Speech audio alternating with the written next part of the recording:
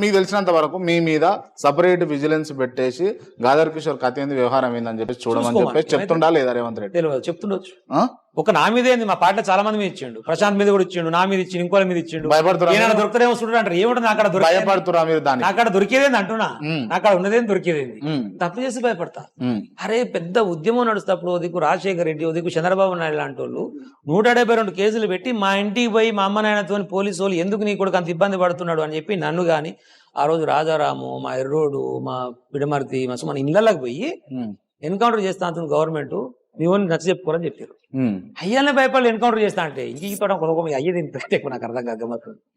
భయపడే ప్రసక్తి ఉండదు. ఉద్యమం కోసం పనిచేసినాం, అంతే నిజాయితీ ఉన్నాం. కేసీఆర్ గారి కోసం పనిచేస్తూనే ఉంటాం, తెలంగాణ ప్రజల కోసం పనిచేస్తూనే ఉంటాం, తుంగతుర్తి నియోజకవర్గ ప్రజల కోసం పనిచేస్తూనే ఉంటాం, ప్రశ్నిస్తూనే ఉంటాం. తప్పును తప్పుగా ప్రశ్నిస్తే తప్పేంది అంటున్నా. నేను అడిగిన సమాధానం చెప్పి నీ దగ్గర ఉంటే నేను మళ్ళా స్పష్టత, ఆయన మాట్లాడితేనే నేను మాట్లాడినా, కోమరెడ్డి గారు మాట్లాడితేనే నేను మాట్లాడినా, అట్లా ఎవరైనా మాట్లాడదు తప్ప నేను వ్యక్తిగతంగా ఉత్తగానే వచ్చి టైం పాస్ ప్రెస్ మీట్ ఎవరిని కూడా కోప్పడదు. ఇది స్పష్టత.